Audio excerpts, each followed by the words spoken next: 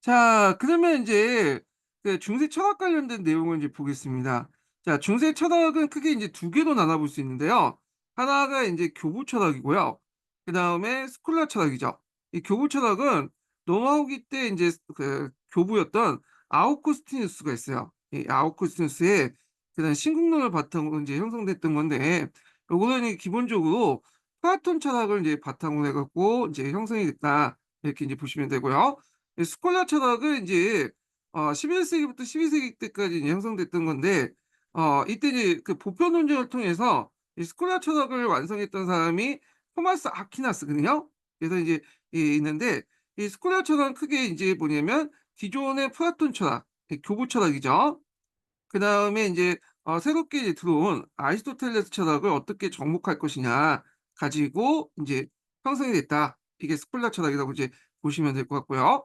자, 그러면 인제 요게 이제 이 그 신국론하고, 그러니까 교부 철학과 스콜라 철학, 그리고 보편 논쟁을 좀 이해하기 위해서는 전반적으로 인제 자세히 알지는 못하지만 전반적으로 그 당시 인제 그 실제론과 유명론, 이걸 좀 볼 필요가 있어요. 예. 그래서 그 옆에 제가 인제 110 페이지를 이제 제가 정리를 해 놨거든요. 우리가 뭐 철학을 공부하지 않은 이상은 굳이 이제 자세히 알 필요는 없지만 기본적인 개념은 좀 알고 넘어가야지 얘네들이 무슨 말을 하는지는 이해가 되거든요. 자, 일단은 실제론이란 건 뭐냐 하면, 예전에 제가 한번 얘기를 했던 것 같은데, 정근대 시대 때 유럽인들은 크게 이제 세상을 눈에 보이는 현상하고, 눈에 보이는 형상과 눈에 보이지 않는 인제 뭐냐 실제로 이렇게 구분하죠. 그래서 이 현상을 움직이는 것이 이제 실제다. 이게 좀 근본적인 거고, 이건 가변적인 거죠. 아, 이런 걸 구분을 해요. 그래서 인제 있는데, 이 실제로는 인제 이걸 인정하는 거야. 요걸 바탕으로 해 갖고 인제 얘기를 하는 건데, 그래서 인제 이것도 개념 실제론과 이제 온건 실제론으로 나눠져 있어요.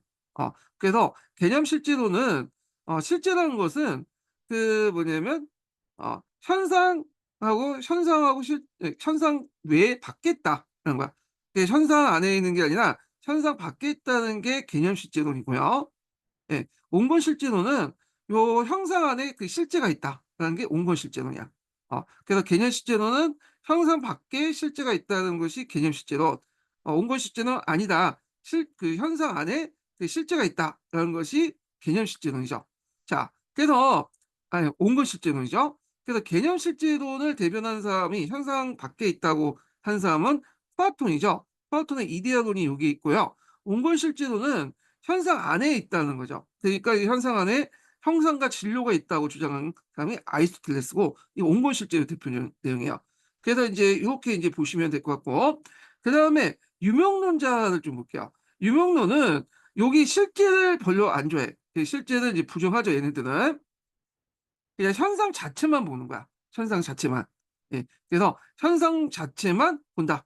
우리가 이제 눈으로 인식하는 그 현상 자체만 중요한 거야. 이것이 유명론이야. 그래서 어떤 추상적인 실제를 인정하지 않고 현상, 눈에 보이는 어 현상 자체를 인정하는 것이, 그것만 인정하는 것이 유명론이고요. 이 유명론은 인제 크게 구유명론하고 신유명론, 이렇게 두 개로 나눠져 있어요. 예. 이렇게 이제 볼 수가 있다는 거죠. 그러면 이거 좀 어려울 테니까 다시 인제 이거 예를 한번 들어서 인제 설명을 해 보겠습니다. 자, 여기에서 이제 개념 실제론을 볼게요. 자, 연필이라는 이 추상적인 실제는 그 연필을 떠나서 역사, 정치, 경제적인 어떤 실제가 존재하는 거야. 그래서 인제 개념 이 그 실제라는 자체가 현상 안에 있는 게 아니라 밖에 있다는 거야. 연필이라는 그 안에 있는 게 아니라, 연필이라는 이 추상적 개념은 연필 안에 있는 게 아니라 그 연필을 떠나서 역사, 정치, 경제적 실제가 존재하는 거야. 밖에 있는 거죠. 예. 그래서 인제 있고, 온건 실제로는 인제 연필이라는 추상적 개념이 있으면 이게 이제 뭐냐면 밖에 있는 게 아니라 그 추상적 안에 있다는 거야. 그 연필 개념 안에 역사적, 정치, 경제적 실제가 존재한다. 이런 것들이 온건 실제론이야. 자, 그러면 여기에서 또 유명론을 볼게요. 유명론은 아까 이 구유명론하고 신유명론이 있는데, 구유명론은 그 인식의 주관적 유산성을 유의 개념을 인정하는 거야. 예를 들어 가지고 이거 1+1은 2죠. 그러면 이 개념 보면 1 이라는 개념과 1 이라는 개념이 합쳐서 2 라는 개념이 만들어진 거잖아요. 자, 이렇게 해서 하나를 있으면 또 하나인 유를 인정하는 거야. 연필 한 개가 있으면 연필 또 한 개 있고 두 개 하면 연필 두 개가 되는 거죠. 연필 두 개 합쳐 연필 두 개가 어 되는 거잖아요. 연필 한 개 한 개에서 두 개가 되는 거죠. 그래서 이제 이렇게 계산하는데 근데 이제 신유명론은 아예 인식의 주관성, 유사성을 부정해요. 자, 연필이 한 개가 있고 그다음에 연필이 한 개가 있어요. 그럼 연필이 두 개가 되죠. 요거는 이제 한 개와 한 개가 유사하기 때문에 두 개를 인정받는 거잖아요, 각각. 근데 우리가 이제 잘 보면 똑같은 거의 비슷한 그 뭐냐면 연필이라도 여기는 연필이 0.5kg, 5g, 그러니까 500g 정도 되고 요거는 501g 정도 돼요. 그러면 이걸 1000g이라고 말 수 있나요? 아니죠. 그래서 비슷해 보여도 약간의 차이가 있기 때문에 우리가 개념을 가지고 같은 유를 묶어 가지고 인식할 수 없다. 그래서 어떤 유를 묶어서 인식하는 게 아니라 그 자체 하나하나를 인식해야 된다라는 거예요. 그래서 여기 이제 보면 구유명론은 연필이란 추상적 개념이 실제 존재하지 않고 개별 연필의 유사성, 유만 이제 인식한다. 일반 명사에 불과하다. 근데 신유명론은 그 연필의 비슷한 유조차도 부정하는 거죠. 연필이란 말은 실제로 존재하지 않고 개별 연필의 유사성 인식 없이 그냥 특정 사물을 지칭한 호칭에 불과하는 거야. 그러니까 개별적인 그냥 A, B, C, D의 연필만 있는 거지 붙 붙고 가지고 연필 이렇게 개념이 존재하지 않는다는 거죠. 그래서 이렇게 해서 구유명론하고 개념론하고는 거와 신유명론 이렇게 두 개로 나눠 볼 수가 있다는 거죠. 잠깐만요. 여보세요? 맥혔어. 뭐지? 몰라. 갑자기 맥혔어. 없어, 없어. 내가 했어. 그거 안 돼서 그래. 어, 어. 아예 안 내봤다니까? 근데 일단 나중에 얘기해. 지금 강의 도중에. 알았어. 어. 죄송합니다. 예, 갑자기 전화가 왔어요. 자, 그래서 이렇게 이제 네 개로 나눌 수 있다. 그래서 이제 정리해서 얘기하면 개념 실제로는 실제는 존재하지만 그 실제라는 것이 뭐냐면 항상 밖에 있다는 논리고 원본 실제로는 실제 존재 인정이지만 이거는 실제가 항상 안에 있다는 거야. 그다음에 이제 유명론이라는 것은 그 이 실제를 인정하지 않고 눈에 보이는 현상만 이제 인정하는데 현상의 비슷한 분류는 인정하지만 부유명론은 신유명론은 아예 그조차도 인정하지 않는 거야. 그냥 개별적인 그 자체만 인정을 하는 거죠. 자, 이걸 이제 뭐냐면 이성과 신앙의 이제 가정에서 이제 보면 플라톤 같은 경우에는 이제 그 개념 실제로는 신앙과 이성 중에 신앙의 그 우위 있죠. 신의 의지가 있죠. 신의 의지는 인간의 의지 밖에 있는 거야. 예. 이게 이제 있고요. 그래서 이걸 이제 개념 실제로 가지고 해석하면 신앙의 우위를 이제 가지고 얘기할 수 있고 원본 실제로라는 것은 뭐냐면 자, 이 실제란 자체가 그 뭐냐 인간의 마음속에 있는 거죠. 예. 그래서 뭐냐면 인간의 의지를 강조하는 거죠. 예. 그래서 인제 있고 그다음에 구유명론에서는 인제 뭐냐면 이거는 인제 그 유에 인제 그게 갖고 인제 뭐냐면 신앙과 이성을 인제 볼 때 이성의 우위를 인제 강조하는 거죠. 예. 그래서 그 당시에 인제 그 신앙 안에는 다 이성이 존재하기 때문에 이성 안에는 다 신앙이 존재하기 때문에 이성의 우위를 강조하는 거고 근데 이제 신유명론 같은 경우에는 신앙과 이성을 하는 거야. 왜냐면 이거는 신앙과 이성이라는 건 다른 개념이 아니 이렇게 똑같이 볼 수 없다. 이성이라는 것을 통해서 볼 수 없기 때문에 신앙과 이성은 다르게 인식해야 된다. 이렇게 이제 존재를 하고 있거든요. 그래서 이제 복잡한 개념이지만 대충 제가 좀 설명한 거예요. 여기까지 나가면 어 한도 끝도 없으니까 이제 대충 이렇게 설명하니까 이제 그 정도만 이해해 주시면 될 것 같고요. 그다음에 초자연과 자연적인 세계관을 인식해 보면 요때 초자연이라는 것은 우리가 인식할 수 없는 세계를 말하는 거고 자연은 우리가 인식하는 오감을 통해서 인식하는 세계를 자연이라고 하는 거예요. 우리가 네이처의 의미가 그 의미가 아니에요. 그러니까 이제 초자연은 이제 여기 보면 그 개념 실제로는 밖에 있는 거죠. 현상 밖에 있기 때문에 우리 인식 기관에서 벗어난 거기 때문에 인식할 수 없는 건데 이에 반해서 이 아리스토텔레스는 철학의 이제 원본 실제로는 우리가 인식하는 안에서 인제 뭐냐면 그 인식할 수 있는 거 실제를. 그러니까 이제 이 말은 뭐냐면 이성적인 측면에서 인식할 수 있는 거고 요 말은 이성적인 측면에서 인식할 수 없다는 거예요. 밖에 있는 문제이기 때문에 초자연적이고 그렇기 때문에. 그래서 이렇게 이제 보시면 되고 구유명론이나 인제 뭐 16론 다 인식 기관 안에서 인제 인식할 수 있다. 이렇게 이제 보시면 될 것 같아요. 이게 설명하려면 되게 뭐냐면 설명이 되게 길어지거든요. 그래서 이제 뭐 이데아로도 설명이 되고 현상과 진로 관련된 설명도 있는데 제가 이걸 다 설명하면 너무 시간이 많이 걸리니까 요 정도만 하고 넘어갈게요. 예. 그래서 제가 자세한 내용은 예전에 서브노트 강의나 그 시간에 설명해 놨어요. 그래서 그걸 참조해 주시고요. 그리고 그 기출문제 분석 강의에도 이제 참조 설명해 놨으니까 이렇게 이제 이해를 해 주시면 될 것 같아요. 이거 보시고요. 그러면 인제 다시 돌아와서 먼저 이제 논의 배경을 보겠습니다. 자, 이렇게 이제 플라톤 사상을 그러니까 아리스토텔레스 철학이 들어오면서 이거에 대한 논쟁이 생겼는데 초창기 때 이제 교부 철학을 이제 대변했던 사람이 안셀무스라는 사람이에요. 그래서 이 사람은 플라톤 사상을 바탕으로 카톨릭 교리 설명에서 실제로 이렇게 이성보다 신앙에 우위에 있다. 그래서 이제 플라톤 사상은 이제 앞에서 얘기한 것처럼 이렇게 현상과 실제가 분리돼 있죠. 예, 현상은 이성이고 실제는 신앙이잖아요. 그러니까 '신앙이 더 우위에 있다.' 이렇게 이제 보는 거야. 예. 그래서 '이성보다 신앙의 우월을 강조하고 있다.'라고 좀 보시면 되고요. 그런데 이제 여기에 들어 도중에 이제 아리스토텔레스 철학이 들어왔죠. 그래서 이제 온건실제론, 유명론 이런 것들이 들어오면서 종전에 이제 이런 플라톤 사상을 받은 교부 철학과 접목을 시켜야 됐어. 그래서 이제 이때 논쟁이 일어났던 것이 뭐냐면 보편 논쟁이에요, 보편 논쟁. 자, 그러면 이제 이런 논쟁을 좀 접목시키려는 첫 번째 사람이 아벨라노라는 사람이에요. 요 사람이 이제 기출문제 예전에 나왔던 거거든요. 이 사람은 이제 긍정과 부정이라는 번지법적 방법을 이제 통해서 했는데 자, 논쟁의 대상이 된 문제들을 한쪽만 인정하고 한쪽을 버리는 게 아니라 다 인정을 해. 그래서 그걸 통해서 찬반론을 통해서 새로운 합을 일으킨 거죠. 그래서 정과 반을 이렇게 있으면 이걸 플러스시켜서 합을 일으켜놓는 이 번지법적 방법론을 도입을 했다. 그래서 이 사람은 이제 어떻게 이제 이걸 했냐면 명목론하고 이 명목론은 이제 아리스토텔레스 철학이죠. 아 명목론, 유명론이라고 하죠. 그다음에 실제론을 조화를 시켰어. 예.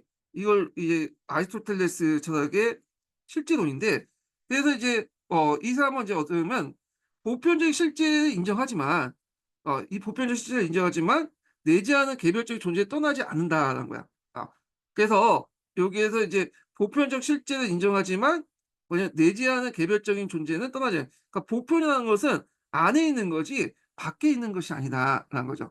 예. 그래 갖고 이 아리스토텔레스 철학의 온건 실제론을 받아들이면서 그다음에 개별적인 것도 또 인정해 줬어요. 예. 그러면서 명목론도 인정해 줬다. 요정 이해를 해 주시면 될 것 같고 그래서 이걸 통해서 이제 기독교 교의 기본 교리에서 교부대 저술과 성서에 내포된 모순된 입장을 해결하려고 노력을 했다.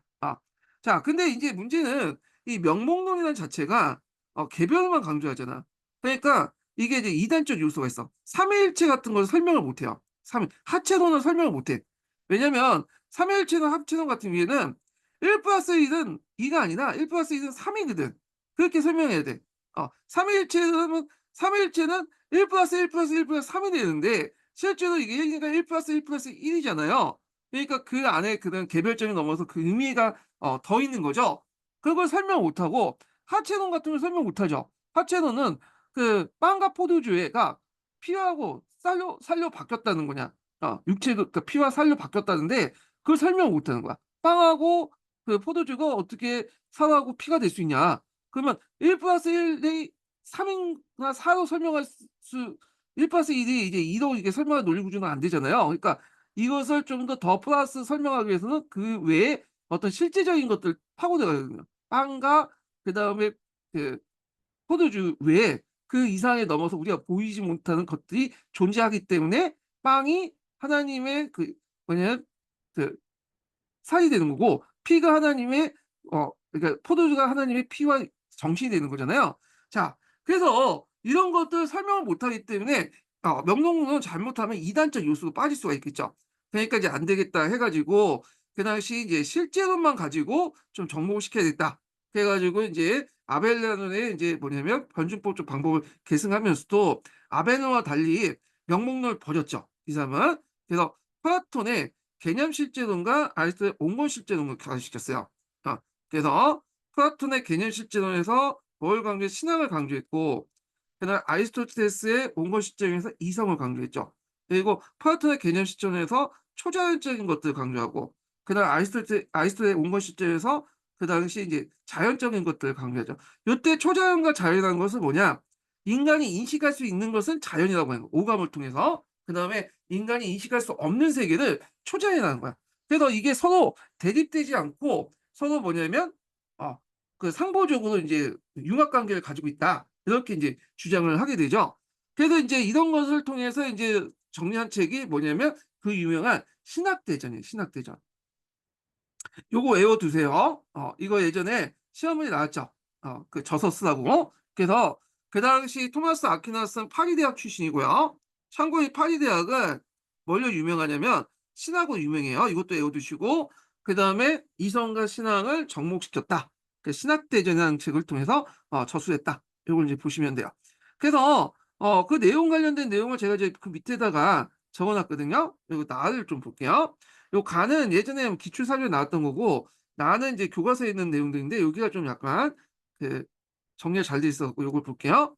자, 그리스도의 가르침은 인간의 이성을 허용한다. 이 가르침 안에 전해지는 진리는 명백히 밝히는 이성이 이용된다. 신의 은총은 자연을 파괴하지 않고 오히려 완성되어 있기 때문에 자연이 이성은 신앙에 협력을 해야 된다. 이성은 신앙에 서 도움이 되고 자연에 대한 사랑은 기독교 사랑과 서로 통한다. 뭐 이렇게 있죠.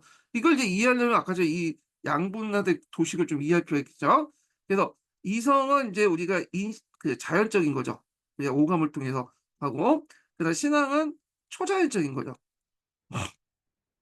그래서 자연적인 거 초자연에 자신의 의지가 들어가 있는 거야. 신의 의지가. 그렇기 때문에 신의 의지를 이성적인 거 우리의 감각을 통해 이성적인 걸 또 인식할 수 있고, 그다음에 또 신의 의지는 초자연적 우리 감각에 벗어나서 이제 인식할 수 있다는 거예요. 그래서 초자연적인 건 신앙을 통해서 인식할 수 있다는 거죠. 그래서 우리의 이성을 통해서 감각적인 걸 통해서 이성적인 걸 인식할 수 있고 신의 의지를, 그다음에 이성을 떠나서 못 나머지 것들은 신앙을 통해서 인식할 수 있다. 그래서 이걸 두 개가 플러스해서 신의 의지를 알 수 있다는 거야. 그래서 이제 요거는 이제 앞에서 얘기한 누구처럼 아리스토텔레스의 온건실제론에 영향을 받은 거고, 신앙을 통해서 이제 초자연적인 신앙을 통해서 인식할 수 있다, 신의 의지를. 이거는 플라톤의 개념 철학을 그 개념 실제로 영향을 받은 거죠. 예. 그래서 서로 대립된 것이 아니라 이렇게 상보력이다. 이렇게 인제 해서 이렇게 신의 의지를 알기 위해서는 두 가지 방법이 있는데, 자연적 우리가 감각적인 것을 통해서 이성을 통해서 인식하는 방법과, 그다음에 감각적인 밖에 있는 것은 신앙을 통해서 인식하는 방법이 있고, 이 둘 다 신의 의지를 인식할 수 있는 방법이다라는 거죠. 그래서 이제 이걸 이성과 신앙의 조화라고 인제 얘기를 하는 거예요. 이게 이제 신학대전에 연결 뭐냐면 들어가 있고요. 이 아리스토텔레스는 이거 외에도 이런 걸 논리를 가지고 인제 그 당시에 뭐 여러 가지 사회적인 문제들을 뭐냐면 논쟁들을 해결하려고 했어요. 그래 갖고 인제 여기는 이제 제대로 인제 뭐 제가 인제 뭐 설명돼 않지만 그 당시 아리스토텔레스 철학을 이제 이렇게 해 가지고 여러 가지 문제점을 수용을 하려고 했다. 논쟁을 이제 했는데, 그래서 이제 요걸 제가 정리를 했거든요. 뭐 윤리학과 철학 정치학도 나오고 그래요. 여기 보면 서계도에 보면 244 페이지 잠깐 볼게요. 제가 이거는 서기에 나오긴 하지만 이게 별 중요하지 않을 것 같아서 뺐거든요, 제가. 그래서 앞에서 이성과 신앙의 논쟁 외에도 그 당시 윤리학과 정치학 이걸 어떻게 도입해서 글쓰에 적용할 것이냐 가지고 윤리학과 아리스토텔 윤리학과 정치학을 인제 뭐냐면 각각 수용하고 비판적으로 인제 뭐 받아들여 가지고 접목시킨 부분도 있어요. 그래서 요걸 인제 그냥 각자 보시면 될 것 같고, 그래서 중요하지 않기 때문에 네 넘어갈게요. 자, 그래서 이 사람은 인제 이성과 신앙의 조화, 자연적 진리인 이성, 초자연적인 신앙 이렇게 해 갖고 했고, 그래서 이제 아리스토텔레스 철학과 교부 철학을 서로 이게 접목을 시켰다. 그래서 인제 서로 대립된 것이 아니라 뭐냐면 서로 접목된 부분이다. 이렇게 있죠. 아리스토텔레스 철학을 수용해서 인간의 정신의 감각적인 경험을 통해서 이게 자연적인 거죠. 그래서 진리에 도달할 수 있고, 자연의 세계의 진리 외에 우리가 감각 이외의 것을 초자연적인 진리도 존재하고, 이건 신앙을 통해서 도달할 수 있는 거죠. 그래서 서로 간에 완성된 것이다라는 거죠. 예. 그래서 예전에 아우구스투스 저작가 아키나스 철학이 서 비교해서 이제 문제가 시험 문제 나왔거든요. 이런 것도 좀 기억을 해 두시고요.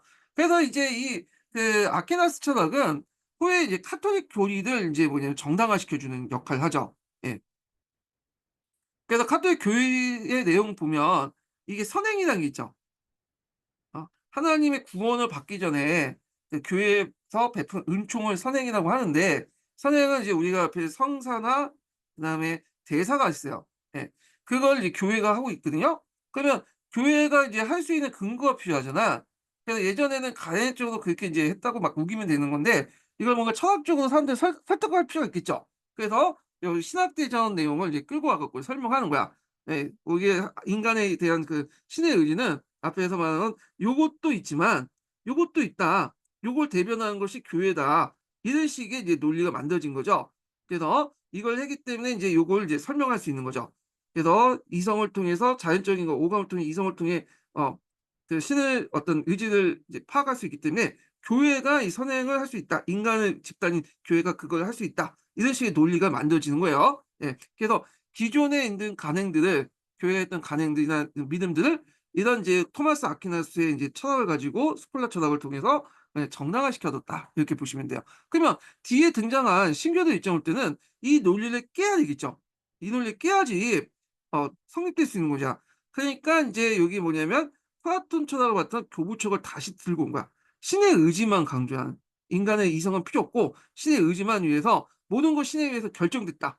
어 그리고 신의 인간은 원죄를 지고 나서 그 후에는 뭐냐면 신의 의지에 다 예속됐기 때문에 이성이고 남이고 필요 없다. 선행이고 구원이고 다 선행이고 이런 것들은 다 필요 없는 거다. 이런 것들이죠. 그래서 이것을 인제 깨기 위해서 인제 그 당시 또 교부처라고 돌아가게 돼요. 원시 기독교처라고. 이건 다시 나중에 얘기하고요. 자, 후기에 들어가면 명목론이 유행해. 명목론이라는 것은 이제 뭐 실제라는 거, 개념적 실체는 인정하지 않죠. 그러니까 보이는 현상 안에 밖에 있는, 그러니까 현상 그 외에 눈에 보이지 않는 실제를 존재하지 않고 눈에 보이는 것만 인정하잖아요, 자연적인 세계관만. 예. 그래서 이제 명목론이 이제 유행인데, 요때 명목론은 무슨 명목론이냐면 예전에 구유명론 개념론이 아니라 신유명론이라고 해요. 신유명론. 그 신유명론 단계에서 와서는 아예 이제 신앙과 이성을 분리시켜. 그러니까 신앙은 신학 관련된 내용이고 이성적인 건 철학 관련된 거다. 그래서 철학은 이성에 관련된 건 논한 거지 왜 철학을 가지고 신학을 설명하려고 하냐 하고 인제 하게 되고, 그러면서 개별적인 사실들을 되게 강조하면서 이 개별적인 사실들은 뭐냐면 철학을 통해서 알 수 있는 거고, 신의 의지나 이런 것들은 우리 인간을 통해서 알 수 없는 거야 그거는. 초자연적인 건. 이거는 신앙을 통해서만 알 수 있는 거다. 이거 분리시켰다, 이 명목론을 가지고. 그래서 이제 이때 대표적인 사람이 누구냐면 스코투스와 오컴 같은 사람이죠. 근데 오컴은 인제 오컴의 면도날로 되게 유명하죠. 그래서 여러 복잡한 사항이 있으면 사항을 단순화시켜 갖고 해야지 좀 더 진리에 가까이 할 수 있다라는 사람이 오컴의 면도날인데, 이 오컴은 아까 말처럼 이제 지역명이에요. 오컴의 월리엄이라고 있고 오컴에 사는 월리엄이라는 사람이 있어요. 예. 실제 이름은 월리엄인데 우리가 지금 오컴 하니까 그냥 오컴이라고 얘기할게요. 자, 그래서 이제 이게 관련된 이 오컴에 관련된 내용이 유명론 관련된 내용이 요게 시험 문제 나왔죠. 그래서 장미의 이름이라 해서 인제 이거 예전에 중세 시대 때 이제 뭐냐면 수도원에서 일어난 살인 사건을 다룬 건데 이게 일종의 소설 이름이에요. 자, 근데 이제 그 소설책에 그 내용이 있죠. 시대적 배경이 중세 후기인데 나는 지금 서로 관련이 없는 듯한 여러 가지 요소를 한 곳에 모으고 이런 다양한 요소 토대로 여러 가지 가설을 세우고 있다. 그래서 이 가설 중에 너에게 밝히기 정도의 민망할 정도의 터무니없는 것도 있다. 이렇게 있죠. 그래서 여기에 서로 관련이 없는 듯한 여러 가지 요소를 한 곳에 모은다라는 거죠. 그럼 서로 관련된 것이 없는 게 뭐야? 개별적인 사실이야. 그래서 이 개별적인 사실을 강조한 철학이 이 스코투스나 오콤의 후기 유명론이다. 명목론이죠. 단순히 이름뿐이다라는 명문, 추상적인 실체를 인정하지 않는 이 명목론자와 관련된 내용이다. 이렇게 보시면 될 것 같아요. 그래서 이제 이걸 철학적으로 또 따지면 한도 끝도 없이 설명이 길어지거든요. 그러니까 요 정도만 파악을 해 두세요. 요 정도만. 예. 그래서 뭐 요 정도 이상은 안 나오니까, 예, 시험 문제는 요 정도만 파악을 해 두시고. 자, 근데 이제 요렇고 있고 또 신앙과 보다 이성을 더 우위에 있는 사람이 있는데 노스케디우스가 있다. 뭐 이렇게 이제 좀 기억을 해 두시고. 아 그리고 이제 개별교와 보편교회 관련된 논쟁도 같이 여기 있어요. 요거 좀 같이 설명할게요. 요거는 이제 똑같이 이제 이 논리에 따라서 이제 설명하는데 앞에서 개념 실제로는 이제 뭐냐면 눈에 보이는 형상 밖에 실제라는 게 존재하고 있는 거죠. 그러니까 개별교회 밖에 그 실제적인 뭐냐면 보편교회가 있다. 요때 보편은 교황이죠. 예. 그래서 인제 있고 그다음에 온건실제론도 마찬가지로 인제 있고 근데 유명론자는 개별교회야. 그래서 이 보편실제론 그 교회는 존재하지 않다. 그냥 눈에 보이는 개별적인 교회가 필요하다. 그래서 인제 그 프랑스에 있는 교회, 뭐 영국의 교회 있는 교회, 개별적인 그 교회도 있죠. 각 국민 그 국민국가 국가 단위의 교회를 더 강조해요. 그래서 여기는 국가 단위의 교회를 더 강조하고 개별을 강조하다 보니까 근데 여기에서는 그 개별 넘어서 그걸 뭐냐면 눈에 보이지 않죠. 그걸 연결시켜 주는 보편교회를 강조하는데 이때 보편교회는 교황청이나 이런 걸로 인제 해석할 수 있는 거죠. 예. 그래서 이렇게 해서 인제 개념 실제론, 온건 실제론, 유명론 이걸 둘러싸고 이제 보편 논쟁이 났고 아퀴나스가 인제 뭐냐면 그걸 정리했고 그렇지만 아퀴나스 이후에 이 그 뭐 오컴이라든지 스코투스는 또 깨고 유명론을 통해서 철학과 그다음에 그 신학을 분리시켰다. 이렇게 보시면 되고요. 철학이 인제 뭐냐면 신앙으로부터 분리되면서 인제 이성에 독자적 사고가 가능하죠. 그래서 여기에서 이제 더 발전된 것이 뭐냐면 과학이다. 이렇게 보시면 될 것 같아요. 예. 자 그래서 인제 뭐 부족하지만 이렇게 나름대로 좀 약간 음 설명을 했고요. 자 그다음에 넘어가서 이제 쭉 넘어가서 자연과 과학, 자연과학과 의학을 볼게요. 자 여기 보면 이제 자연과학 의학을 보면 아라비아 과학 지식의 전략 그다음 아리스토텔레스의 극복 노력을 통해서 신속 점선술과 연금술 같은 것들이 등장을 했죠. 아 잠깐만요. 말 잘못했네. 아라비아의 과학 그 지식과 그다음에 아리스토텔레스를 어떻게 이제 이해하고 이제 받아들일까 통해서 예 뭐냐면 이제 쪼금씩 발달했는데 이때 초창기 때는 유사과학 같은 비슷한 것들이 등장했어요, 이런 과정에서. 이게 뭐냐면 점성술하고 연금술이야. 그래서 점성술은 인제 일종의 천문학하고 인제 관련돼 있는 거죠. 그래서 뭐 과학하고 어떤 믿음 뭐 예 신앙 이런 것들이 좀 플러스된 거야. 그래서 인제 이런 점수도 있죠. 그래서 별자의 움직임 보고 나름대로 절기도 인제 파악하고 그 속에서 또 뭐 인간의 운명이라든지 국가의 운명이라든지 이런 걸 점을 치기 위한 것들인데 이런 것들이 이제 예전에 중동에서도 널리 유포돼 있었고 이게 이제 뭐냐면 그 아랍을 통해서 이제 건너오게 된 거야, 이슬람을 통해서. 그러니까 연금술도 원래는 이슬람에서 발달된 거죠. 어떻게 하면 이제 금을 만들까? 금이 되게 중요하니까. 그래서 여러 가지 하고 뭐 그 요소들 화학물들 섞어 가지고 만든 것이 해서 이제 금을 만들려고 했지만 금은 인제 만들기가 어렵죠. 예. 그래서 이거는 고온 고압을 통해서 만들어지기 때문에 이건 지구를 폭파해야지 만들 수 있어. 그래서 실제 불가능하고 그렇지만 그 과정에서 인제 뭐냐면 이 약간의 화학적 실험 기구와 그 새로운 이제 뭐냐면 화학적 방법 이런 것들이 인제 발견됐다는 거죠. 자 그래서 근대 화학의 이제 뭐냐면 뭐 선구적인 역할을 했다. 이렇게 평가를 받고 있어요. 자 그다음에 로즈 베이커인데 로즈 베이커를 이해하려면 앞에 이제 오콘 관련된 내용을 좀 봐야 되겠죠. 그래서 이제 로즈 베이커이 살았던 시대가 되게 이제 그 시대였거든요. 그러니까 이때부터 인제 뭐냐면 신앙은 이제 뭐냐면 네 신학을 통해서 그다음에 이제 철학은 인간의 이성은 철학을 통해서 인제 이렇게 하면서 신학과 철학이 이게 분리되기 시작했잖아요. 그래서 인간이 이제 이성이 신학과 분리되면서 철학으로 넘어가면서 개별적인 사실을 강조하기 시작하죠. 그러면서 개별적인 사실을 강조하면 또 개별적인 사실을 연구해야 되겠죠. 그래서 신앙과 이성이 분리되고 이성이 이제 뭐냐면 그러니까 신앙과 철학이 분리되고 철학이 이제 이성을 인제 통해서 인식하게 되면서 개별적인 사실을 강조하면서 개별적인 사실을 연구하기 시작했는데 이 과정에서 이제 그런 방법론을 제시한 사람이 누구냐면 루즈 베이컨이죠. 그래서 자연을 합리적으로 이해하기 위한 실험 방법을 주장했다. 그래서 요때 자연이라는 것은 인간의 인식을 통해서 뭐냐 인식을 통해서 얻는 것들을 얘기하죠. 이건 이성이죠. 그래서 인간의 인식을 통해서 뭐냐면 깨닫는 점을 이제 자연한 건데 이걸 제대로 이제 합리적 이해하기 위한 시선 방법이었다. 우리가 이제 생각한 것을 제대로 검증하기 위해선 시선 방법이 필요하다라고 이제 주장한 거죠.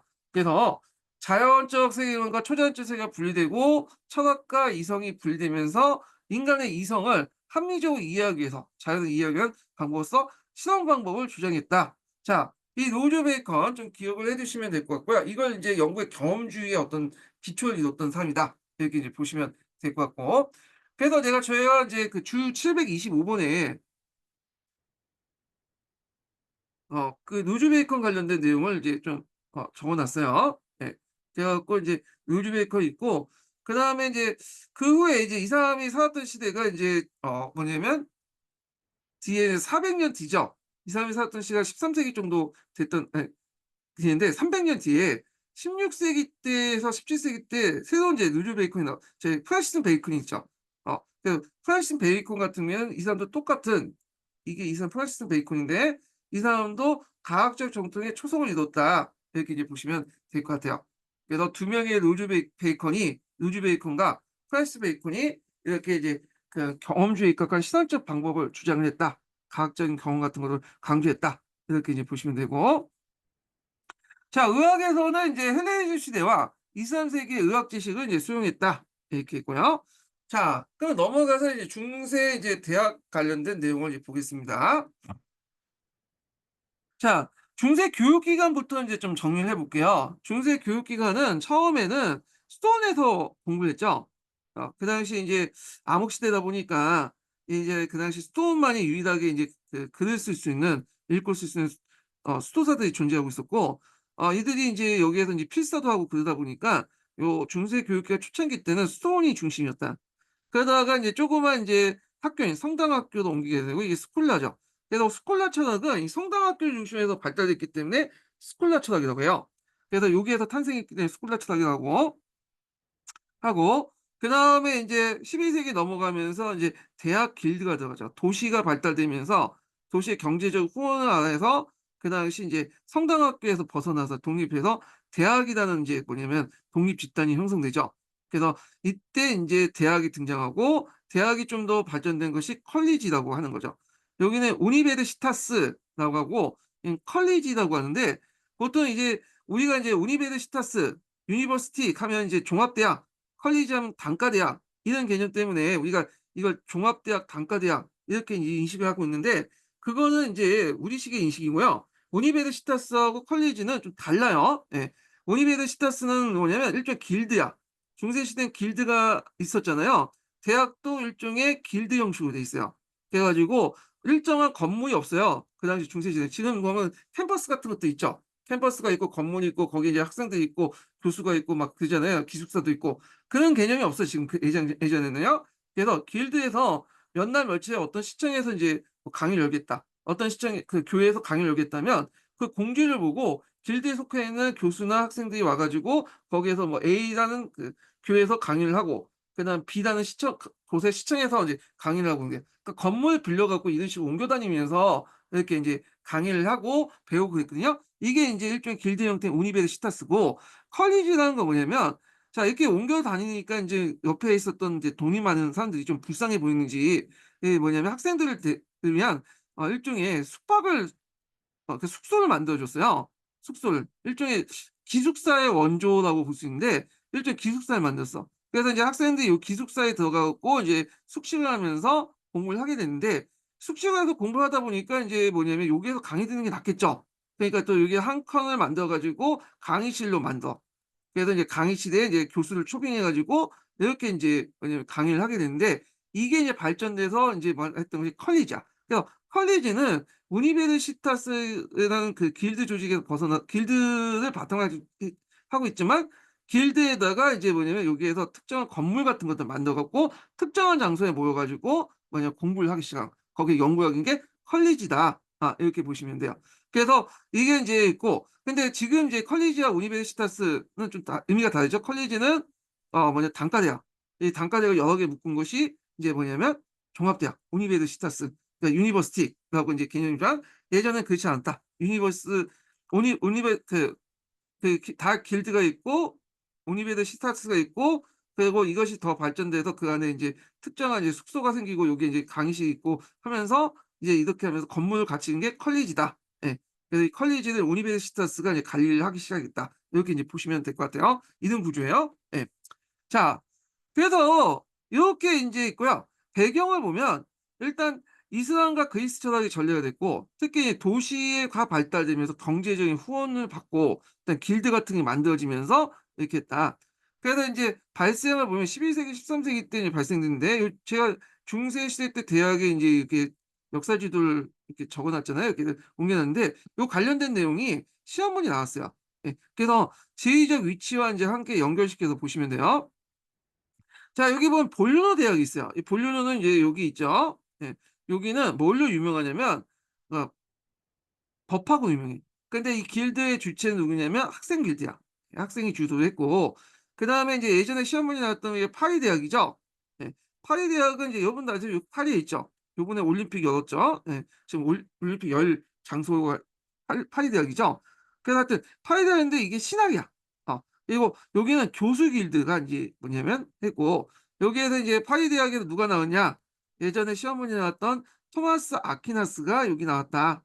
이렇게 좀 보시면 되고요. 자, 옥스퍼스 대학이 있고 그다음에 칼 케 캠브리지 대학 있죠? 예. 그래 갖고 처음에 이제 옥스퍼드 대학이 있는데 이게 신학으로 유명하고, 우리가 앞에 설명한 위클리프가 인제 뭐냐면 옥스퍼드 대학 출신이에요. 예, 이 사람이. 그리고 옥스퍼드 대학의 이제 교수와 학생들 일부가 여기 나와 가지고 만든 것이 캠브리지 대학이다. 이렇게 보시면 돼요. 그다음에 이탈리아 살레르노 대학이 있죠. 여기 의학으로 유명하다.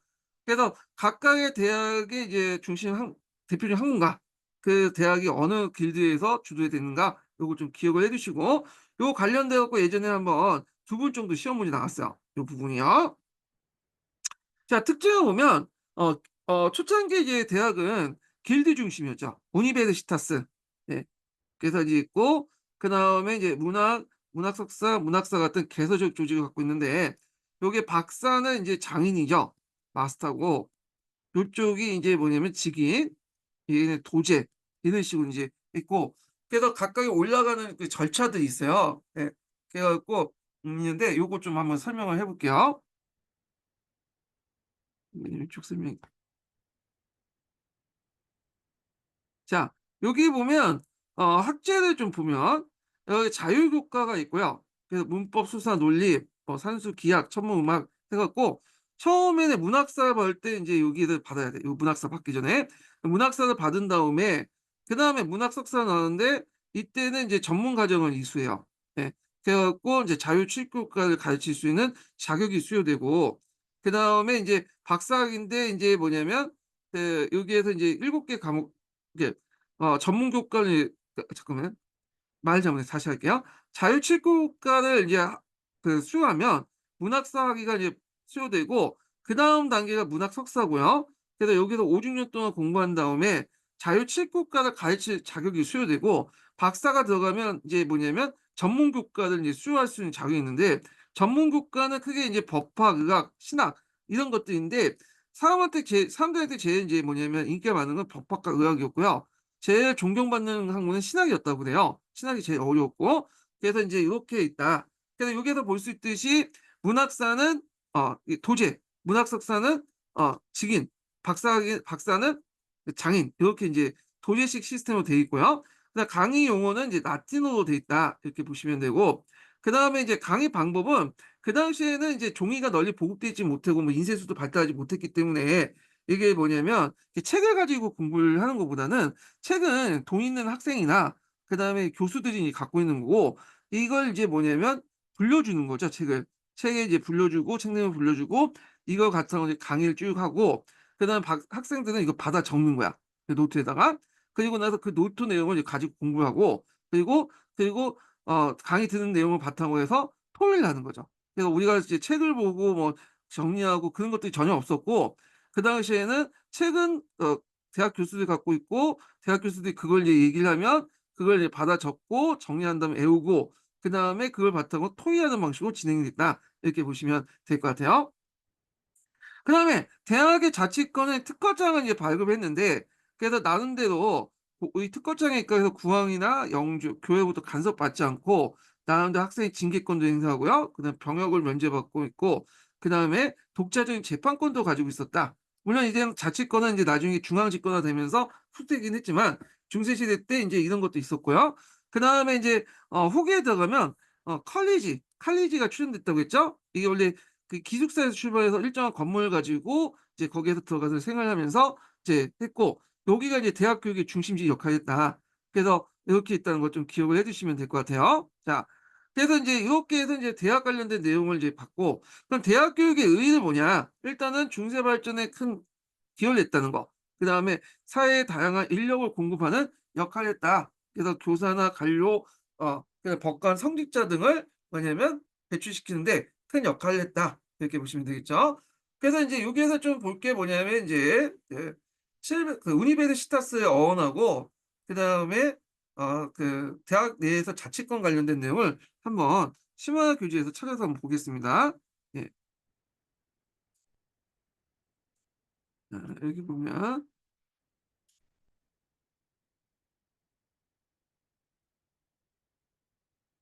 731 번과 733번 볼게요. 자, 대학을 가리키는 이제 우니베르시타스란 말은 원래 집단적인 의미로 전체란 뜻이고 어떤 공통된 목적을 추구하는 집단에 적용되며 실제로 수공업자 조합의 회원들에게 사용되었다. 그래서 우니베르시타스가 우리는 대학만 얘기하고 있지만 그 당시 수공업자들도 그 용어를 썼다는 거죠. 같이 공용하고 있었다는 거죠. 그리고 대학 이후는 기본적 교육을 위한 길이었으며 이탈리아와 남유럽에서 학생 길드, 알프스 북쪽에서는 교사 길드였다. 이렇게 있고요. 그다음에 인제 여기 자치권 관련된 내용을 한번 읽어 보겠습니다. 자 여기 보면 이제 이건 너무 기니까 여기 735번 읽을게요. 자 "초기 대학은 교회의 특별한 보호를 받았다. 그래서 모든 교수와 학생들이 사제처럼 삭발했으며 교회의 응급을 받았고 교단에 소속되어 있었으므로 세속 정부의 체포와 처벌에 면제되었다. 그러나 교환권을 쇠퇴하고 왕권이 강해짐에 따라 국왕은 대학에 대한 통제권을 행사하기 시작했고 중세말에 들어가면 국왕은 대학의 재정적 특권과 사법적인 특권이 파워권을 박탈했다. 대학은 마침내 국왕의 수중에 들어갔다. 이렇게 해서 이제 자치권이 점점 이제 소멸된 내용을 이제 이 봤고요. 자, 그러면 이제 넘어가서 문학과 건축 부분을 보겠습니다. 요거 하기 전에 제가 인제 로마법하고 교회법은 좀 뺐거든요. 근데 잠깐 요거 설명하고 넘어갈게요. 자 여기 보면 이제 그 중세 초기 때까지만 해도 게르만법이 우세라고 했죠. 시제법 같은 것들이 대표적인 게르만법이고 그런데 인제 점점 중세 말기 때 들어가면 인제 상공을 발달하고 그다음에 이런 중앙집권화 국가들 등장하면서 이제 종전의 게르만법 가지고는 도저히 인제 뭐냐면 사회를 움직일 수가 없어요. 그래 가지고 고도화된 로마법이 다시 부활을 하게 되죠. 그래서 이것이 교회법이라든지 그다음에 뭐 그런 실정법으로 인제 반영됐다라는 것이 그 내용이고요. 그래서 그 로마법의 대표적인 사람이 누구냐면 일레니우스라는 사람이에요. 일레니우스. 그래서 인제 있고 이 로마법의 의의는 주권의 개념, 입법권을 가진 공공 권력 중에서 국가와 정부의 개념을 유럽 사회에 도입 사상에 도입됐고 그다음에 로마법도 교회법에 영향을 미쳐서 교회법이 캐논법이라 그러는데 요 관련된 내용 그 밑에 있으니까 각자 읽어 보세요. 그다음에 교회법에서 대표적인 사람이 앞에서 언급한 그라티아누스예요. 예. 그래서 요거는 이 그라티아누스가 그 당시 종교의 결의라든지 교황의 훈령 등을 정리해서 그라티아누스 법령직을 이제 반포했고요. 이런 것들은 교황의 권위를 강화시켜 나갔다. 요런 정도만 기억을 해 두시면 될 것 같아요. 그래서 이제 넘어가고 자 그다음에 이제 문학과 미술 부분을 보겠습니다. 자 중세 문학하고 미술 관련된 내용이 예전에 기출문제 나왔죠. 그래서 원래는 이제 미술 관련된 내용인데 예문에 중세 문학도 언급돼 있었어요. 예 중세 문학도. 그래서 이제 중세 문학의 특징을 보면 크게 이제 두 개 부류로 볼 수 있는데 하나가 이제 라틴 문학과 소고 문학이 있어요.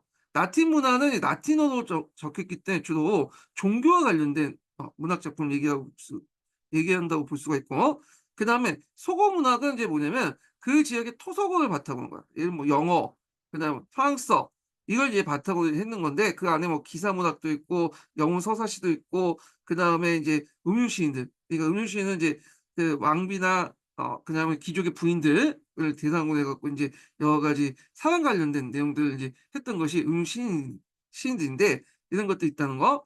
그래서 기사 문학은 이제 대표적인 게 니베론가의 노래나 로랑의 노래나 아서왕의 이야기인데 이 로랑의 노래는 제가 예전에 설명했을 거예요. 그래서 인제 샤론만의 대제의 원전 과정에서 로랑이 이제 죽었잖아요. 그걸 소재로 해서 십자군 전쟁 당시에 만들어진 그 서사시가 로랑의 노래야. 이거 예전에 시험 문제 나왔으니까 좀 기억을 해 두시면 될 것 같고 그다음에 사랑에 관련된 내용들 기부인들을 대상으로 했고 인제 시인들이 인제 떠돌아다니면서 기부를 대상으로 이제 사랑과 연애와 관련된 내용들을 이제 읊은 시인들이 등장했는데 서정시 집단이라고 부르죠. 집단 명칭이에요.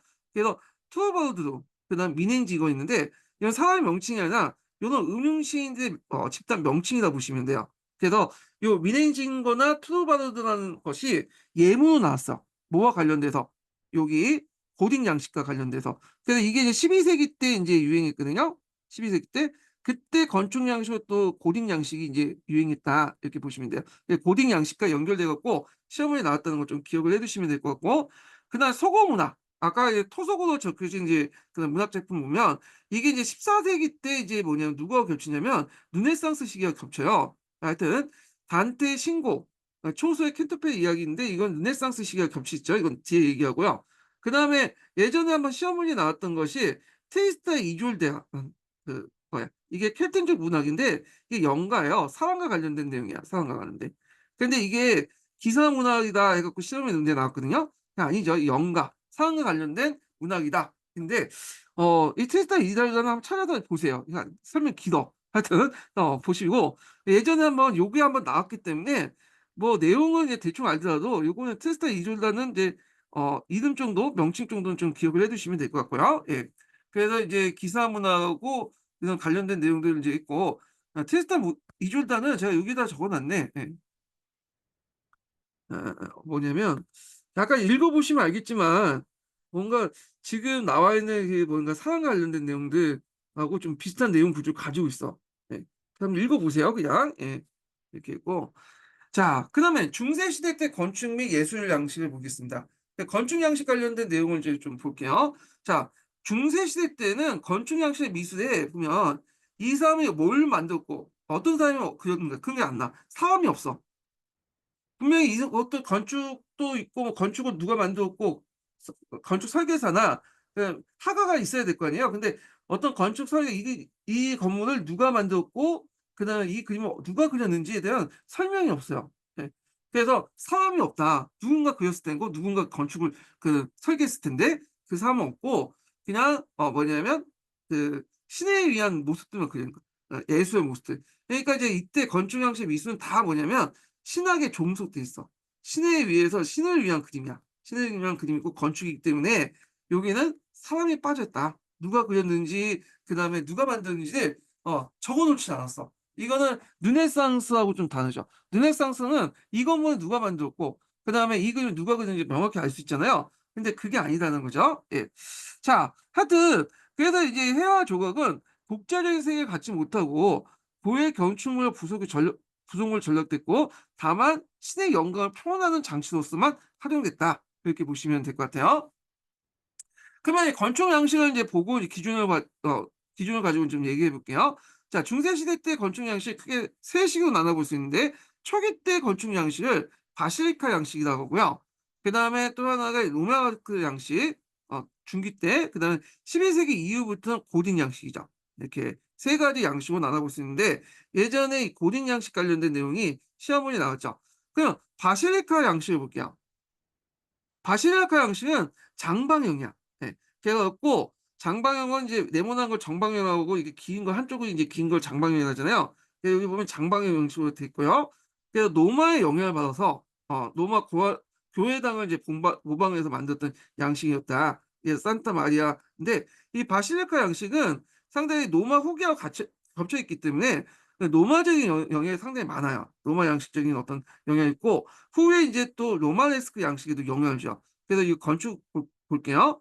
바시카 양식 관련된 내용이 이제 교과서에 있는데 교과서에 있거든요. 한번 볼게요. 자, 로마 시대 성립 때와 국거된 기독교는 그리스와 로마의 신전 건축 영향을 받은 독특한 종교 건축물 성당을 탄생시켰다. 그리고 로마 신전의 뽀대가 되었던 직사각형 형과 정육면체를 기본한 바실리카 양식은 그 중세 유의 로마네스크 양식에 영향을 줬다. 네, 이게 이제 바실리카 양식이죠. 예. 그래서 이제 그 이탈리아에 있는 산타 마리아 마줄레 성당은 이단 초기 바실리카 양식을 엿볼 수 있다. 중세 유럽이 기독교 사회가 되면서 바실리카 양식의 성당이 유럽 곳곳에 세워졌다. 이렇게 있고요. 자, 바실리카 양식을 좀 더 뭐냐면 개량해서 만든 양식이 로마네스크 양식이죠. 자, 이 로마네스크 양식은 로마와 비슷한 양식이다라는 의미잖아요. 그러니까 로마식의 영향을 많이 받았다 보시면 돼요. 그 원형 아치문이라든지 돌로 만든 청장 그리고 두꺼운 이제 돌벽이나 작은 창인데 자 이게 서로 연결돼 있어. 자 여기 보시면 알겠지만 이게 돌로 만들었잖아요. 하중이 상당히 높겠죠. 여기 하중이 이렇게 많을 거 아니에요. 그러면 이 지탱한 하중을 이제 지탱하기 위해서 이 기둥 벽면이나 이 기둥이 두꺼울 수밖에 없어. 예. 그러면 창문을 뭐 크게 낼 수가 없죠. 그러니까 창문을 조그맣게 낼 수밖에 없어요. 그래서 하중 돌로 이제 지붕을 얹혔기 때문에 하중이 뭐냐면 많을 수밖에 없고 그 하중을 건들기 위해서 벽이나 이제 뭐냐면 이런 기둥이 두꺼울 수밖에 없고 그러다 보니까 창문을 뭐냐면 이렇게 조그맣게 날 수밖에 없다. 그러면 창문이 조그마다 보니까 그 안에 들어가면 어떻겠어요? 여기 뭐 어둠컴컴하겠죠. 그래서 되게 내부가 어두운 편이야. 어두운. 공포심을 유발할 수 있는 거죠. 이 나름대로 또 그 전도 효과도 있어요. 거기 들어가면 이제 약간 그 어둠컴컴하고 좀 공포심을 유도할 수 있기 때문에 신의 어떤 두려움을 이제 연상시킬 수 있잖아요. 그러다 보니까 이제 이런 걸 통해서 뭐냐면 또 포고 효과도 있다. 그래서 이제 나름대로 선교 효과도 있기 때문에 의미가 있다는 거죠. 자, 하여튼 요 내부의 넓은 부분에 벽화가 그려져 있다. 이렇게 벽화가 있죠. 이런 것도 있고. 그래서 이제 대표적인 게 이제 뭐냐면 그 피사 그 성당 같은 것들이 이제 대표적인 거고요. 예. 그래서 이제 이 내용도 좀 기억을 해 두시면 되고. 그래서 이제 중세 초기 문화와 로마 문화가 혼합된 그런 가덕이 문화로서 어 장바와 바실리카부터 라틴 시장으로 전됐고 두꺼운 벽이 이제 필요하기 때문에 창문도 클 수 없다라는 특징도 있죠. 건물 전체가 무겁고 내부가 어둡다. 그래서 내부에 열주, 교차 공룡 뭐 이런 것들은 이제 아치로 연결돼 있다. 이렇게 이제 보시면 될 것 같고요. 자, 그다음에 이제 고차 공룡이 뭐고 뭐 그 아치가 뭐냐? 아치는 둥근 거고 교차 공룡은 이게 잠깐 보여드릴게요. 요거. 네. 이게 이제 있는데 이게 이제 이렇게 해서 한 면이 이제 여기 있고 요게 네 개의 길을 통하는 문이 있나 봐요. 제가 지금 건축을 전공하지 못하다 보니까 이렇게 있는데 하여튼 이런 거 있다는 거. 그다음에 요렇게 두꺼운별로 해 갖고 아치형으로 해 갖고 벽면을 만들었고요. 되게 이게 두께가 이제 길죠. 예, 벽면이 이제 두껍죠. 예. 그러다 보니까 공포심 조정해서 기독교를 수용해서 기독교 포교 방식으로 또 이용됐다. 이렇게 보시면 될 것 같아요. 자, 그다음에 고딩 양식을 보겠습니다. 자, 고딩 양식은 예전에 시험 문제 나왔기 때문에 좀 정확히 기억을 해줄 필요가 있겠죠. 앞에서 얘기했던 그 바실리크 양식과 로마네스크 양식은 로마의 영향을 좀 받았어요. 근데 이 고딩 양식은 완전히 중세 독자적인 건축 양식이야. 그래서 고딩 양식의 특징을 보면 첨탑, 여기 보면 되게 뾰족한 첨탑이죠. 신앙심을 상징한다고 했죠. 신과 가까워지려고 하는. 그다음에 색채 유리, 스테인드 글래스. 그래서 안에 좀 뭐냐면 분위기가 밝아. 그래서 이런 이제 고딩 양식에 의한 이제 큰 건축 양식을 만들려고 하면 돈이 많이 필요하잖아요. 근데 12세기 때는 이제 상업화 경제가 발달됐죠. 그러니까 이런 도시의 발달로 시민층의 경제력을 통해서 이것이 만들어졌다는 거예요.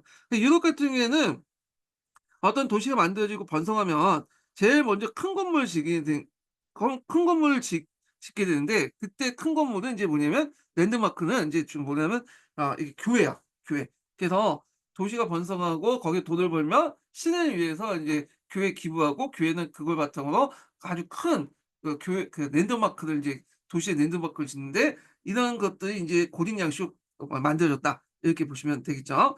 그래서 고딩 양식의 특징 첨탑, 색채 유리창, 그다음에 건건하고 밝은 분위기 이렇게 좀 기억을 해 두시면 되고 여기서 이제 좀 눈여겨볼 게 뭐냐면 벽이 얇아요. 여기 보시면 벽을 위로 올렸죠. 제가 그 뭐 설명을 못 하겠지만 하여튼 위로 올렸어. 가볍게 이제 이렇게 위로 올린 다음에 그러다 보니까 벽면을 얇게 만들고 얇게 만들다 보니까 뭐냐면 유리창 같은 걸 통해서 뭐냐 창문을 많이 낼 수 있겠죠. 그래서 창문을 많이 내고 창문에다 유리를 이렇게 붙이는데 그 당시에 유리 만드는 기술이 발달하지 못했기 때문에 판유리 같은 걸 만들지 못해요. 그래서 되게 유리를 쪼개서 인제 뭐냐면 만들거든요. 그러니까 유리가 크지가 못해. 그러면 인제 아무렇게 붙이면 멋대가리 없다 보니까 요걸 인제 뭐냐면 색상을 입혀 가지고 뭐냐면 붙이는 거죠. 이런 식으로 이제 붙여 가지고 뭐냐면 만들었다. 그래서 여기에 보면 예수 그리스도 활동 같은 것들을 이제 유리로 이렇게 표현하면서 조그만 유리를 인제 붙여가면서 표현하면서 만들었는데 이러다 보니까 이 교회 내부에 들어가면 이제 이렇게 햇빛이 비치면 여기에다 햇빛이 비치면 여기 바닥에 요게 나와요. 이 그림 같은 것들이. 예수님의 활동 내용이 그림을 통해서 바닥에 쫙 비춰지거든요. 자 그러면 그 당시에는 이제 대부분 문맹이었잖아요. 성경책을 주로 이제 읽지 못한 그 민중들 입장에 볼 때는 요걸 통해서 인제 보고 하나님의 위대함을 느끼게 되는 거지. 예수님의 위대함을. 하나님이 이런 활동을 했다는 걸 알려주는 거야. 이 유리창에 비춰진 바닥면을 보고. 예. 자 그래서 나름대로 이것도 성교 효과, 소교 효과가 있었다. 포교의 한 수단이 되었다. 이렇게 보시면 될 것 같고. 그래서 대표적인 건축물 예전에 한번 시험문이 나왔죠. 프랑스의 노트르담, 샤르트루, 랭스, 아미앙, 영국의 웨스트민스턴, 솔즈베리, 독일의 쾰른 대성당 이런 것들이 이제 뭐냐면 명동성당이죠. 이 명동성당. 우리나라 같은 경우에는 대표적인 게 명동성당 고딕 양식이고 우리나라에서 대표적인 것은 이 명동성당이고요. 예. 자, 그래서 이런 성당들은 고딕 양식을 만드는데 요걸 왜 제가 여기 줄줄이 적어 놨냐 하면 요게 시험 문제에 나왔어요. 예 시험 문제. 예. 요게. 그래서 어떤 그 성당이 어떤 양식을 만들었는가 그걸 좀 기억을 해 두시고요. 자 요거 관련돼 갖고 한번 읽어 보겠습니다. 거기 보면 그 752 번을 보고 753번 관련된 753 번하고 754번 한번 읽어 볼게요.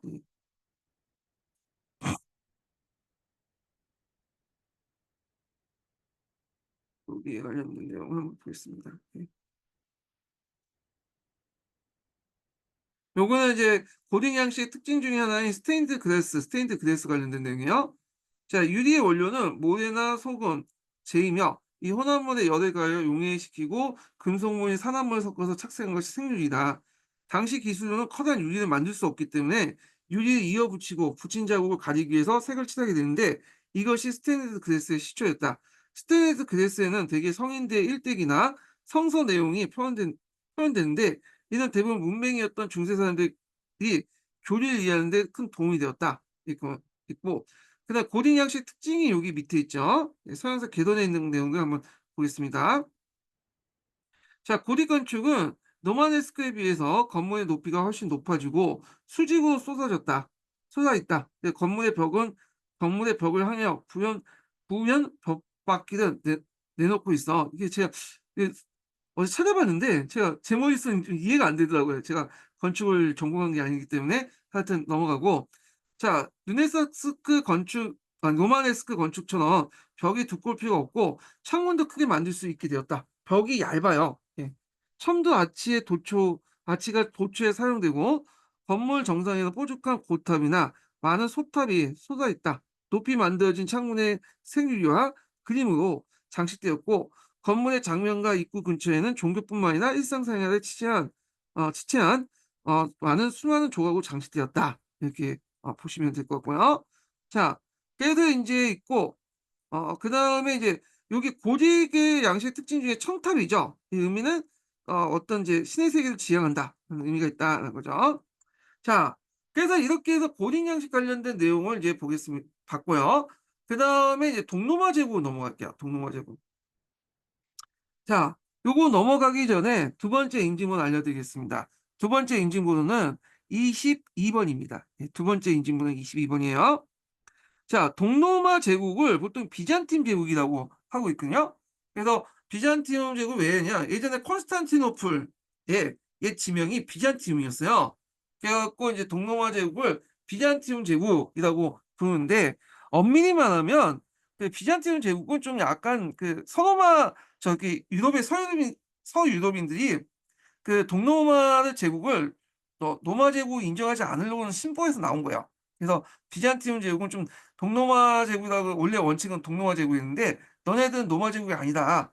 그래서 이걸 좀 낮춰 보이기 위해서 그 당시 서유럽인들이 그 당시 비잔티움 제국이라고 했어요. 비잔티움 제국. 예. 자, 뭐 이렇게 그리고 하여튼 이 비잔티움이라는 명칭은 콘스탄티노플로 바꾸기 전에 예전에 그 뭐냐 콘스탄티노의 옛 이름이었다. 이렇게만 좀 기억을 해 두시면 되고, 여기에서 그냥 비잔틴 제국이라고 할게요. 예. 자, 비잔틴 제국은 이제 크기도 이제 보면 4시기로 나눠 볼 수 있어요. 하나가 이제 제일 전성기가 이제 6세기 때죠. 6세기 때 이제, 근데 요때 이제 등장했던 황제가 이제 여러분도 알다시피 유스티누스 황제야. 유스티누스 황제. 그래서 이 유스티누스 황제 때가 제일 전성기 때 황제죠. 그 이 유스타스 황제 때 업적을 물어보는 것도 있죠. 그 로마법 대전을 펼쳐냈고 서방 정책을 통해서 과거 로마의 그런 영토를 상당수 회복됐다는 거. 그렇지만 이후부터는 이제 뭐냐면 그 산산조 페르시아나 이스라엘 침을 받게 되는데, 요 관련된 침입 관련된 내용이 예전에 기출문에 나왔어요. 예. 그래서 이제 이런 거는 효율적으로 이제 대응하고자 군간구제, 둔전병제를 실시했다. 요거 예전에 기출에 나왔죠. 그리고 이제 서방 정책을 포기했고 동방, 그러니까 그리스하고 여기 그리스하고 요쪽 소아시아 지역에 집중하게 돼요. 예.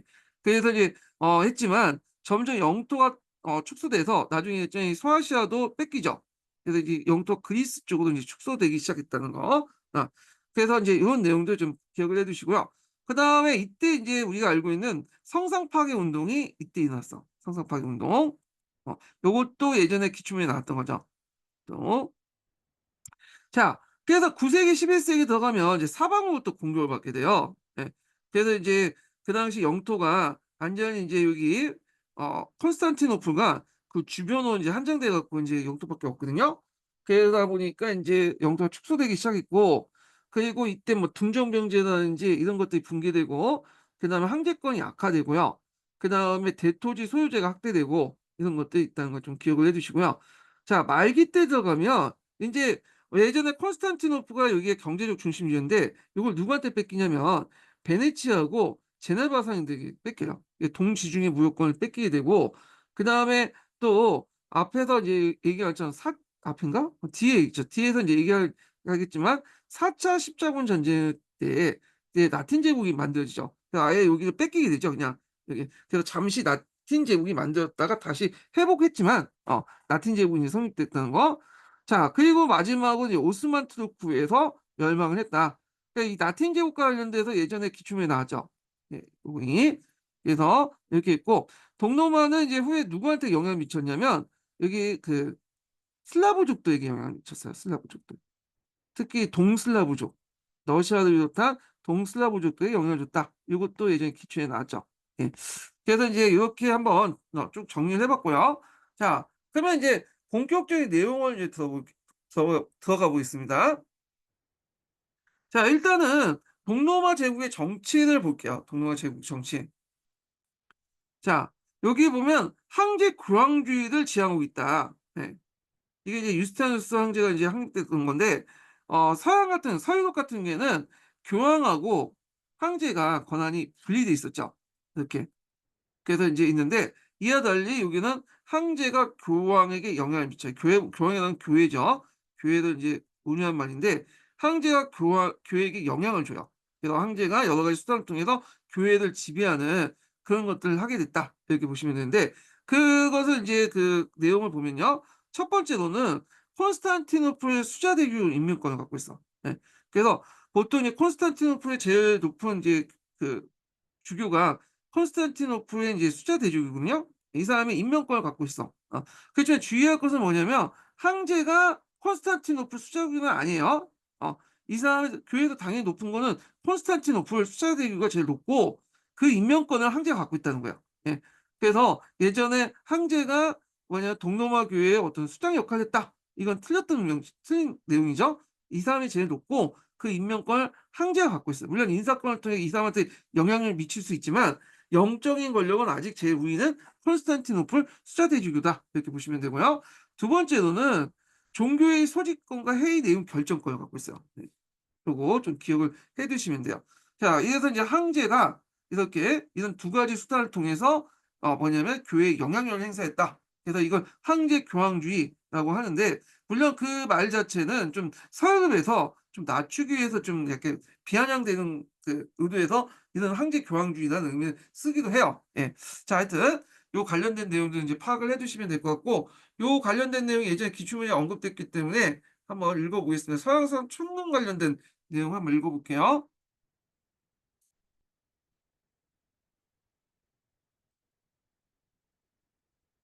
예. 765 번하고 766 번을 보겠습니다.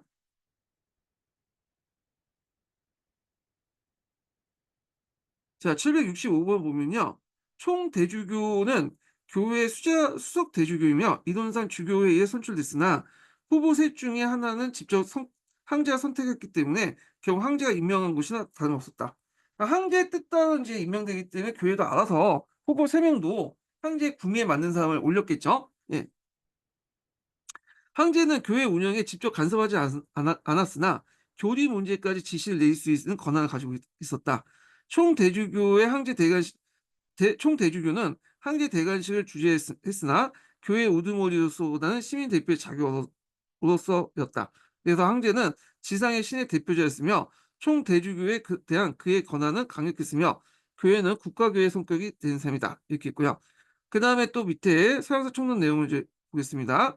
교회의 사제 임명권, 교리 규정, 신앙의 논제 해결, 사제와 신도에 대한 규칙을 정하는 일에서 황제가 결정의 역할을 하는 것이다. 또 황제는 교회 재산을 사용하고 국가의 목적에 따라 교회의 권위를 빌릴 수 있었다. 이건 한마디로 비잔틴 제국의 국가 정책과 교회 정책이 서로 떼어낼 수 없을 만큼 밀접한 관련이 있다는 걸 보여줄 수 있다. 이렇게 있죠. 자, 그래서 이걸 황제 교황주의, 재정일치적 어떤 시스템이 이제 있고, 이런 것들은 유스티니아누스 황제 때 확립됐다. 이렇게 보시면 되고요. 그 당시 이제 황제의 권한이 컸기 때문에 황제를 뭐라고 불렸냐면 왕 중의 왕이라고 불렸어요. 그래서 바실레우스라고 했거든요. 예. 그래서 동방적인 어떤 신적인 성격을 띠고 있었다. 이렇게 이제 보시면 될 것 같고요. 예.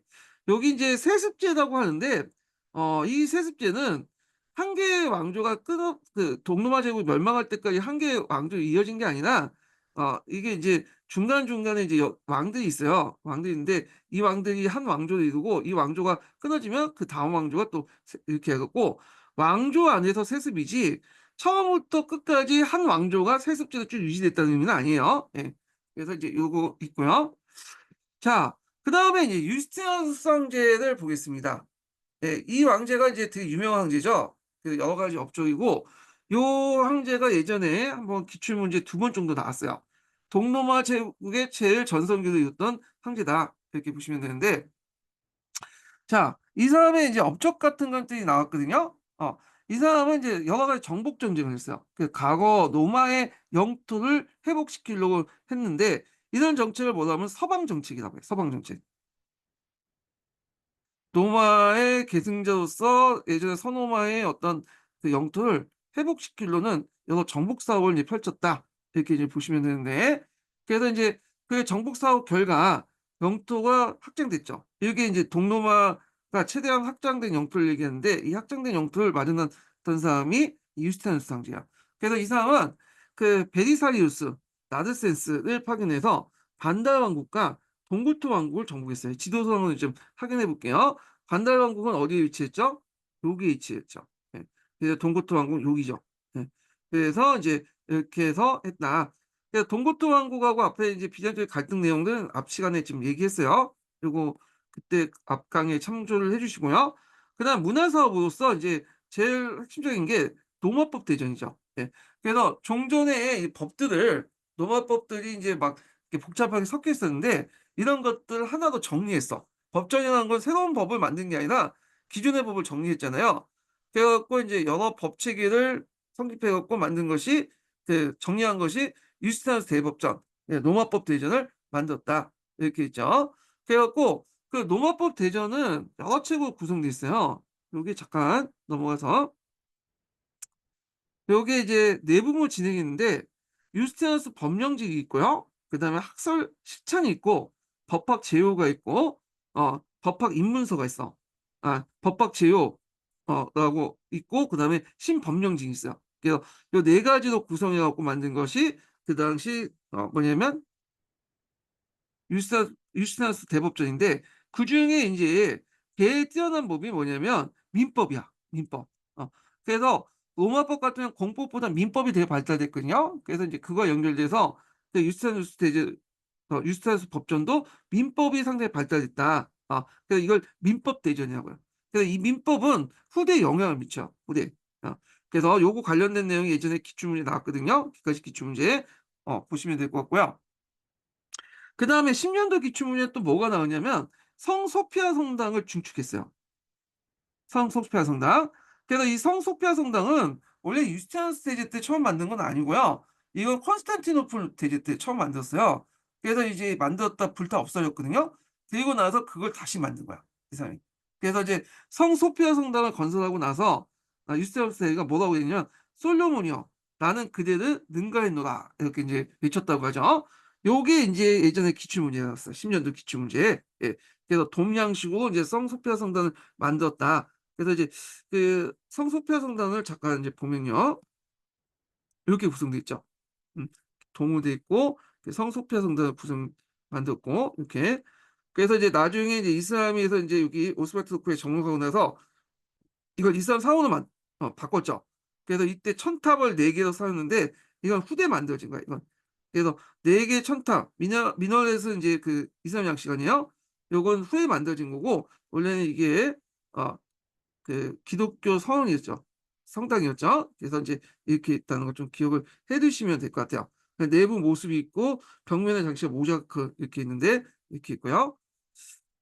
자 그래서 인제 이렇게 있고 다시 넘어갈게요. 그다음 중앙 집권 체제를 정비했죠. 중앙 정부가 직접적으로 관여해서 이제 전제적 권한을 강화시켰고 그다음 견직공업이 이제 발달됐다. 그래서 네스투스 선교사들이 중국에 갔었잖아요. 대진교라고 부르는 선교사들인데 이들이 이제 가 가지고 뭘 가지고 왔냐면 중국의 견직공업 양장법을 가지고 왔어요. 그래서 이걸 인제 뭐냐면 받아들여서 자체적으로 비단을 생산했고 이걸 서유럽에 전파시켰다. 이렇게 보시면 되고 그다음에 그 당시 니케 반란을 이제 민중 반란을 진압을 하죠. 그래서 그 원인이 되었던 이제 정부의 징세 정책 같은 것들을 개선을 하고 관리의 부정부패를 방지했다. 이렇게 보시면 되고 그다음에 이제 앞에서 언급한 황제 교황주의 있죠. 정교일치에 입각한 황제 교황주의를 완성했다. 이렇게 보시면 돼요. 그래서 여기 이제 관련돼 갖고 인제 그 줄을 한번 읽어 볼게요. 여기 인제 네스토 스파와 관련된 내용인데 비단 전파와 관련된 내용인데 한번 읽어 보겠습니다. 읽어 보겠습니다. 자, 콘스탄티노플 대강구장이었던 네스토리우스와 그 일파는 그리스도의 신성을 부정했다. 이에 따라 431년 에페소스 종교회의에 의해서 이단으로 규정되었다. 그 시리아를 거쳐서 중국에까지 전해져 경고 또 대진교라고 불렸다. 552년에 네스파 이제 수도자가 뉴에꼬치를 유스티누스 대제에 바친 것이 동로마 제국에서 양잠의 시작이었다. 비단은 중국부터 전해져 5 세기에 이미 상당한 양이 수입되고 있었다. 자 유스티누스 시대에 궁중용의 식물 공장이 세워졌고 귀족이나 고위 관리들이 비단 옷을 입었으며 교회 의식에 비단이 사용됐다. 후에 양잠수이 서유럽에서 전해졌다. 이런 내용이 있고요. 그다음에 그 밑에 로마법 대전 관련된 내용인데 한번 읽어 볼게요. 자, 유스티누스 황제는 16명의 법학자에게 명해요. 로마 공화정 이래 역대 황제들의 판례와 칙령을 편찬하였고 법률 학설을 체계적으로 집대서했다.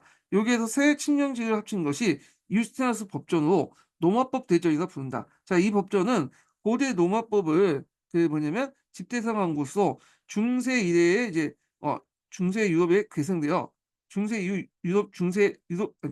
유럽의 여러 나라에 계승되어 큰 영향을 줬고 오늘날 여기 중요한 대부분 유럽 국가의 민법의 바탕이 되었다. 네. 그래서 로마법 같은 경우에 민법이 상당히 발달됐다는 걸 좀 기억을 해 두시고요. 참고로 유스티누스 황제 때 그 부인이 있어. 이 테오도라는 사람이 있어요. 테오도는 왕비기도 하고 황제기도 해요. 유스티누스는 자기 부인하고 공동 황제로 이제 통치했거든요. 자기 부인을 이제 황제 임명해 갖고 공동 황제 형식으로 했는데 이 테오도라가 상당히 뛰어난 그 왕비였다고 그래요. 그래서 니케 반란 때 진압할 때도 큰 역할을 했고 그랬는데 이름 정도만 기억해 주세요. 테오도다. 예. 이상은 유스티아누스의 이제 뭐냐면 부인이었다. 이렇게 보시면 되고요. 참고로 유스티아누스 대제는 출신이 거의 흑수저예요. 그래 갖고 원래는 이제 군인 출신이었는데 이상 군인이었는데 자기 그 삼촌이 이제 쿠데타를 일으켜서 권력을 장악해서 황제가 됐고 그 삼촌이 이제 아들이 없다 보니까 유스티아누스가 이제 황제가 됐거든요. 예. 그래서 흑수저 출신의 황제였고요. 테오도라도 집안이 별로 안 좋아. 거기 서커스 그 뭐냐면 있었던 이제 뭐 거기 딸 출신이었 그 서커스 그 했던 그 주인의 딸이라고 하는데 서커스 주인의 서커스를 했던 이제 주인의 딸이라고 하는데 서커스 단장의 딸이라고 해요. 예, 말 안 나네. 하여튼 이 테오도라도 이제 예전에 서커스 일을 하다가 몸도 팔고 좀 약간 그 매춘도 많이 하고 그랬나 봐요. 하여튼 유스타누스하고 이제 딱딱꿍에서 이제 제 왕비까지 됐는데 자 하여튼 요 테오도라 이런 정도 외워두세요. 이 사람은 예. 자, 그래서 이제 있고, 그 다음에 유스티아누스 황제 이후에 이제, 그 동로마 제국이 쇠망을 하죠. 쇠퇴를 하게 돼. 예. 그래서 이제 요 관련돼서 예전에 시험 문제 나왔는데, 7세기 초에 산산족 페르시아가 쳐들어오고요. 예.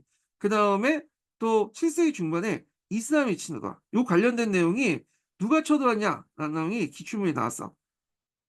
그 예전에 나왔으니까 좀 기억을 해두시고 그래서 이때 이제 그 유명한 황제가 누구였냐면 헤라클레스 황제가 있어요. 헤라클레스 예문으로 나왔던 황제가 이제 헤라클레스 황제인데 요때 이제 이 사람이 산산조 페르시아 공격을 받다가 이제 나중에 이제 이걸 물리치게 되고 시리아와 이집트를 회복을 하거든요. 그렇지만 말년에 이스라엘 공격을 받고 뭐냐면 많은 땅을 또 손실돼. 예전에 이런 획득했던 시리아 이집트를 이스라엘한테 뺏겨요. 예.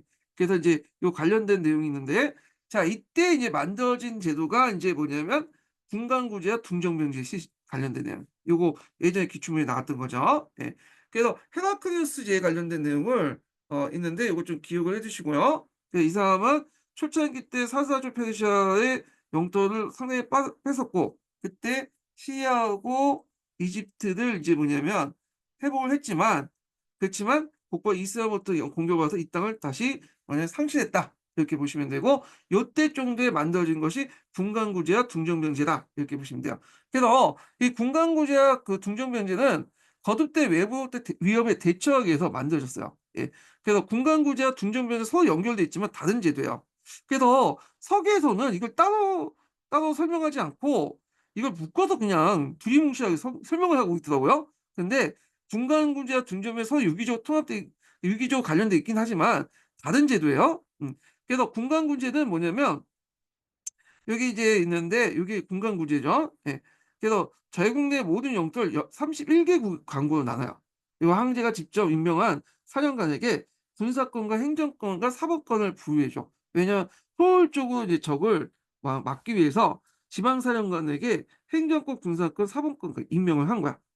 그 중에 이제 지방사령관이 가지고 있는 군대는 상당히 뭘로 채워졌냐면 둔정병으로 이렇게 채워져 있어.